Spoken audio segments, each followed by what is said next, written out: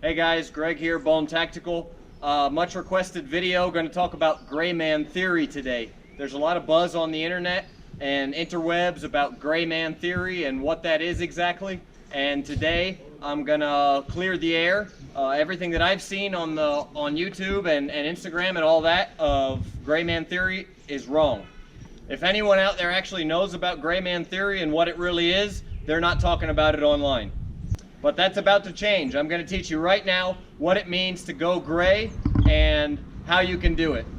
As many of you know, and my videos have recently shown, I was arrested in Germany not too long ago by what was considered, or I'm considering now, a rogue faction of the US government and part of a large cover-up. If you go ahead and check out the proof, I got some documents I put on there online of proof of documents from German prison, and if you Google my name, Greg Tambone, you can see plenty of information that shows fake news and contradictory information that what they want you to think happened versus the fact that I was overseas in Germany and actually surviving for a few years on Interpol Most Wanted list. Just judging by what I know, what I've been through, I'm going to tell you right now, nobody knows better than me what it takes to be a gray man and how to do it. If you Google gray man, what'll come up is basically some instructionals or theories about how to blend into your environment. And that's almost exactly the opposite of what actually being a gray man is. Being gray, going gray, or being the gray man is not about blending in. Being a gray man is about being able to convince those around you that you are what you want them to think you are. It's about manipulating your person and your behaviors to influence the perception of others in your area of operation. I'll give you an example. When passing through the airport or TSA security, having a military style backpack and possibly a military or police style haircut could make your trip through a breeze, okay? And a lot of people have seen me go through, and I'll carry my bone breaker keychain, which, you know, I'll bring it even right on a plane, when in all reality this weapon in an area like an airplane where there's no firearms or knives, this weapon alone would allow me to even take over and hijack the airplane had I wanted to. So is that something that should be allowed on a plane? Probably not. Can you get it through airport security? Very easily, if you apply gray man theory, if you look professional, if you look clean cut, and possibly like you have some kind of a military background or something of that nature, law enforcement, wear a thin blue line t-shirt. You know, you're not supporting the thin blue line. No, that would be wrong. But what you are doing is allowing yourself to have the advantage. Should something happen on that plane, now you have the advantage of carrying a weapon that is a formidable weapon and the most advanced weapon on that plane if there's no U.S. Marshals with a firearm on that particular flight. Being the gray man is an art form. It's been dulled down by Hollywood, it's been lied about by mouth breathers with YouTube channels, and it's right now even just completely manipulated by tactical companies selling any kind of tactical gear, tack pants, hats, t-shirts, or anything like that that you might see, because they want you to think that something may be a gray man, some kind of a tactical backpack, or any of those things, but that's not being a gray man. In fact, like I said, they're quite the opposite. If I'm dressed like this, what am I really doing? I'm just making myself a target, okay? This is the classic tactical gear. This might be a little over the top, but, you know, if a situation comes into play where any kind of a natural disaster, any kind of a rioting, or it could even be guy happens to be passing through that area who's out of his mind, or a fugitive on the run and needs a firearm. You're in a situation where there's a bank being robbed, a terrorist attack taking place, a lot of different options of bad situations could happen. And if you're this guy, you're the first guy getting robbed. People are going to assume that you have a gun. If you have a vehicle that has all kind of stickers and stuff all over it, Glock and this, that, and the other, I'm going to break into your car first. If I see you looking like this, I'm going to assume that you have a weapon on you, and you're very easily, 100% guaranteed, telling me that I can take your weapon. So, guys, this is not gray man. This is the opposite of gray man. You want to stay away from tactical boots. You want to stay away from camouflage. You want to stay away from all your slogan, "Don't tread on me," and any kind of, any kind of bro vet, anything like that. Second Amendment t-shirts, the hats, the Wiley X sunglasses, all this stuff, the watches, the G-Shocks, okay guys, all of these are profile indicators of a person who's likely to have a firearm. In a situation where I might need a firearm, I'm looking at you first, okay? So the tactical industry, myself included, might promote some gear, like I make camo shirts. Those shirts are made for having a good time, going out, having fun, whatever, possibly shooting on the range, or even when I'm working overseas, which we'll get into here in a minute, but they are not made for the gray man theory. I'm gonna show you guys what we can do to actually be a gray man.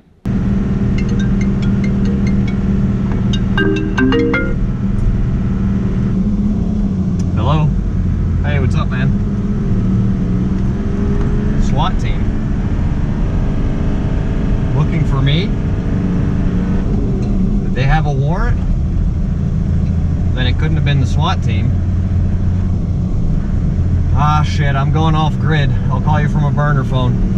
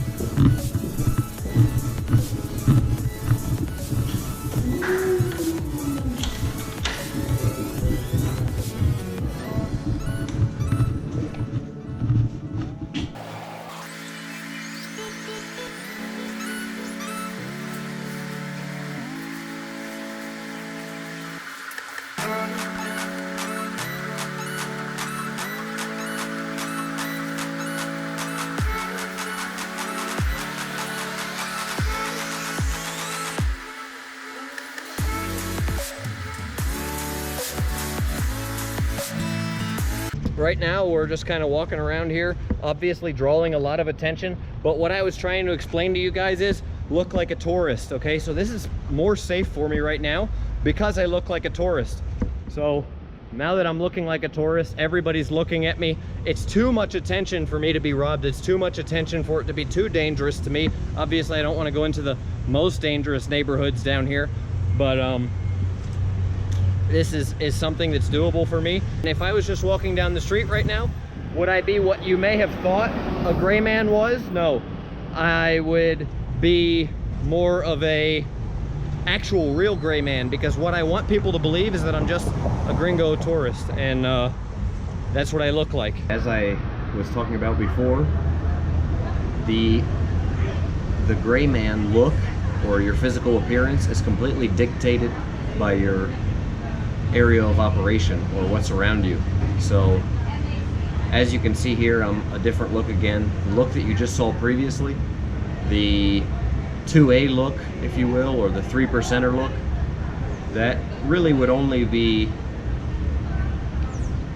that really could only be used as a gray man theory, or to achieve the gray man goal or protocol, if you were possibly at the SHOT Show or something like that. That's about the only location that could be used for others to think that you are either more common there or kind of belong there, and then into the subconscious and really not even draw any kind of specific attention. The look that I'm going with right now is basically the look that I used when I was bouncing around in the Caribbean islands a lot. And that actually, believe it or not, is an area that's highly regulated and policed as far as looking for fugitives and things of that nature, especially islands like Roatan. And they have a team of U.S. Marshals and some other guys that go through about every 6 months and round up people that are there that shouldn't be. They have an extradition treaty with Honduras, and it's something that's really easy to pick up. So it's very important to kind of, first of all, not fit the, like we talked about, the change your look, which I did a survival, escape, and evasion video you guys can check out. If you're more interested on the whole survival, escape, and evasion, go ahead and check that out. This is a gray man, but we're talking about, again, your look should completely fit the role of you affecting the perceptions, others' perceptions of you. So that's what I'm going for right now. I've got basically Costa glasses on. That's I look like I might be fishing. I use these for bow fishing. I do a lot of bow fishing. I use this shirt as well for bow fishing. A lot of fishing guys and bow fishing guys who work in the daytime, they'll use a Columbia shirt that's the same color as the sky, just to give a little bit of any kind of fly fishing, flats fishing, bow fishing, anything like that, to give you a little bit of an advantage. This helps you see through, these glasses help you see through the water a little bit. So what that does for me now is it makes me kind of fit the bill of, oh, you know, he's a tourist here to fish if I'm in the Caribbean somewhere. That's what, so you kind of want to fit that mold, and again, it helps you kind of blend through the subconscious. If I'm somewhere, you know, in the Florida Keys or that area, this look would really help kind of blend. You guys can actually see, there's videos up on here on YouTube of me in Roatan, Honduras, while I was being hunted, and I had the same shirt on, going in, checking in some of the nicest hotels anywhere in the Caribbean, did some talking about the different hotels, and I was there on somebody else's name, a guy that I was working security for at the time, and you know, basically it was that easy. Nobody had any questions. I met the owner of the hotel. I was introduced to all the people in high places out there, the mayor and that whole thing. So it was like complete gray man, wanting people to believe what you want them to believe, and that's what gray man is. So I'm gonna just go ahead and dispel all those myths, guys. Gray man isn't about, it's not about blending. It's not about being the middle of anything in particular. It's actually about affecting someone else's perceptions. So again, you can't blend. A guy like me can't blend in certain areas, you know, especially, you know, you go to Africa, you can't blend. You go to Asia, you can't blend. You go to Latin America, you can't blend, because me particularly, taller than the people in the area that I'm in right now, generally speaking, about at least 6 inches taller, if not a foot, almost everywhere I go. My facial features are different. There's just so many different things, you know, that here tattoos are kind of a taboo culture, so that's one of the reasons I choose not to have those right now displayed. But there's so many different things that you have to look into, so you can't just say, hey, I want to blend into a certain look. You have to say, what look do I want to fit? What mold do I want to fit? It's a whole lot deeper. And if you're doing it for survival, escape, and evasion reasons, then you have to change your appearance from whatever that original appearance was that others may be looking for, and then you have to go into the next phase of actually being gray and fitting into, or getting into character, almost like some Hollywood actors would have a lot of experience with something like that, getting into the role. But the first thing that you have to do before all of this, obviously, is you have to have knowledge of your area of operation. You have to understand where you're going and what the roles are there. You have to know what's common cultural practices and what role you can fit. If you can't fit in and enter into that, blend in, fit into the crowd, then you have to fit a common role. You have to fill the tourist role, the fisherman role, the whatever that role may be. So there's a lot of different areas. If I was going somewhere like Africa, I would have to fit into a role maybe of a mine worker or a mine executive or a Red Cross employee. If I was going somewhere like Asia, working with a large Asian company, there's a lot of Americans and people that may look like me that are working with tech companies over in Asia. So I would have to fit that role of looking like a techie. the clothes would completely have to determine that. Whether if I'm trying to fit in somewhere in Wall Street, I'm gonna have to wear a suit and tie. Obviously, I'm gonna have to keep a trim a look and have to be up on my fashions and up on things of that nature. If you know, I'm gonna have to have that pre-knowledge, and the biggest thing about being a gray man is being learned and cultured and having an understanding. And if you don't know those things, then you have to educate yourself on those things before you get to the area. So I know what the role that I can look like and play where I'm at here right now. And 2 countries over, that role's different, and 1 continent over, that role's completely different. So that's what a true gray man is, and it takes pre-planning, and it takes and the more you do it, the better you get at it. I've been the gray man all around the world, and not just in 1 country, not just in 2, not just in 3, not just in 1 continent. Okay, so you're talking to a guy who's done this and who's traveled the world being on an Interpol list, traveled the world for 2 years, okay, and worked and made YouTube videos and all kind of stuff, and still people couldn't find me. Why? Because I knew how to be a gray man, and I'm undeniably successful at it. And now I'm sharing those skills with you now that I'm a free man, and now that my goal now is to make the world a better place, help other people. How can I help others? With my skills and my skill set. What's my skills? Survival and being a gray man, escape, evasion, the skills I've used in my life, you know, imparting violence on people who are predators, who prey on the weak, bad people, things of that nature. And that's what I've done my whole life, and that's what I'm going to share with you guys. Blown out.